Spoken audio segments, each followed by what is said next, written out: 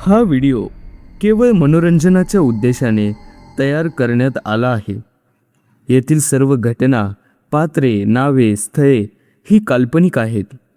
याचा कोणत्याही वास्तविक व्यक्ती, जिवंत किंवा मृत, संस्था, धर्म किंवा घटनेशी काहीही संबंध नाही. त्या रात्री जोरात वारा सुटला होता. मुसळधार पाऊस पडत होता.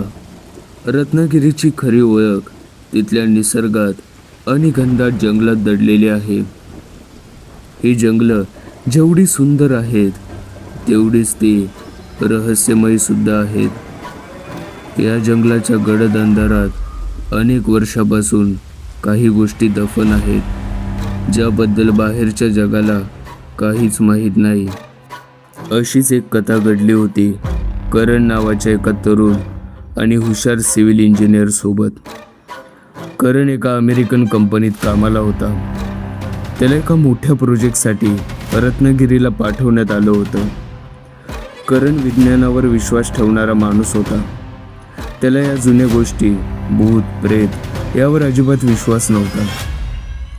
पण एका पावसाळ्याच्या रात्री जेव्हा तो त्या घनदाट जंगलाच्या मध्यभागी उभा होता, तेव्हा त्याला एक असा आवाज ऐकू आला ज्याने त्याच्या अंगावर काटा आणला.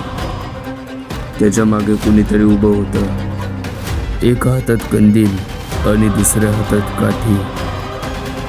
तो माणूस अगदी जवळ आला आणि त्याने एकच वाक्य म्हटलं, इथून निघून जा.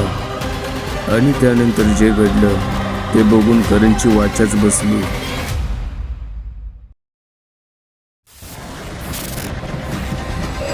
सावध रहा, कारण भीती कुठेही असू शकते.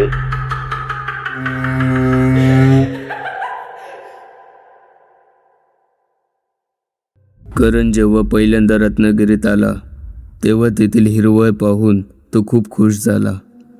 त्याला तिथे एका मोठ्या कंपनीसाठी फॅक्टरी उभारायची होती. पण ही फॅक्टरी बांधण्यासाठी त्याला तिथलं जंगल तोडावं लागणार होतं. करणला थोडं वाईट वाटलं, पण कंपनीचं काम सर्वात आधी असं म्हणून त्याने कामाला सुरुवात केली. काम सुरू असताना तेथे एक जोडपे आले. त्यांच्या हातात पूजेचं ताट आणि चिकनचा नैवेद्य होता. करणने त्यांना थांबवलं आणि विचारलं, कुठे चाललात? इथे काम सुरू आहे, तुम्हाला आज जाता येणार नाही. त्या मुलाने गंभीरपणे सांगितलं, आम्हाला आज जाऊन पूजा करायची आहे. जर आम्ही ती पूजा केली नाही तर ते आमच्यासाठी आणि तुमच्यासाठी चांगलं नसेल.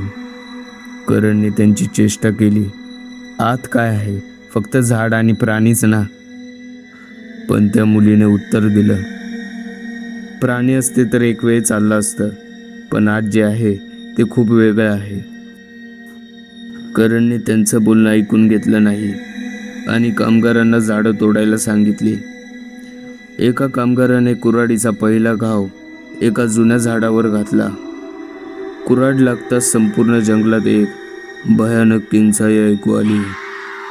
ती किंचाळी एखाद्या झाडाची नव्हती, तर एखाद्या माणसाला जखम झाल्यावर जसा आवाज येतो तसा तो आवाज होता.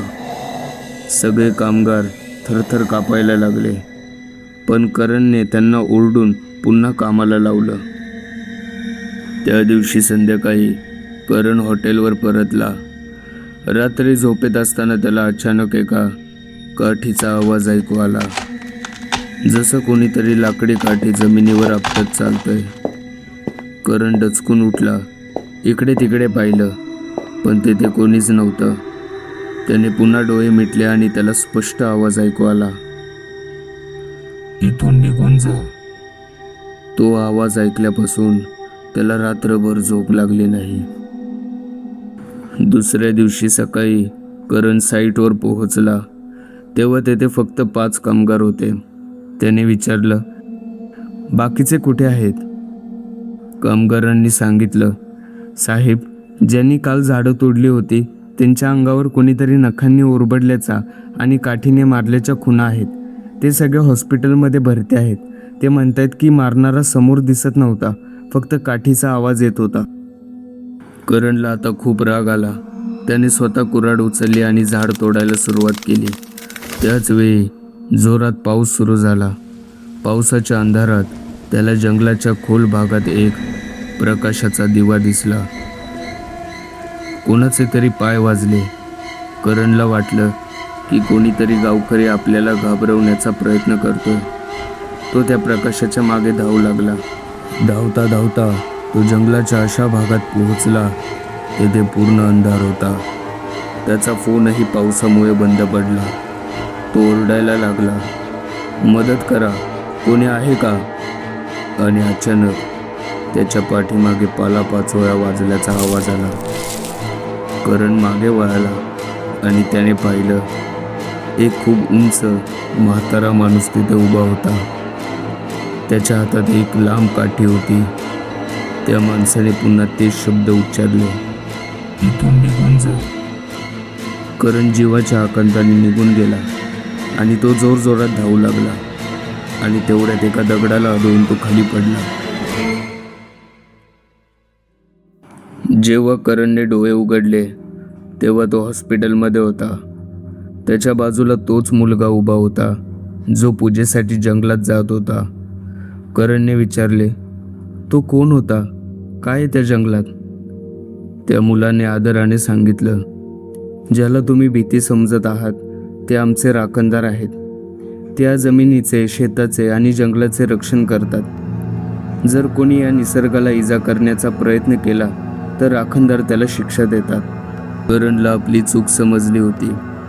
तो त्या जंगलात पुन्हा गेला आणि त्याने हात जोडून राखणदाराची माफी मागितली.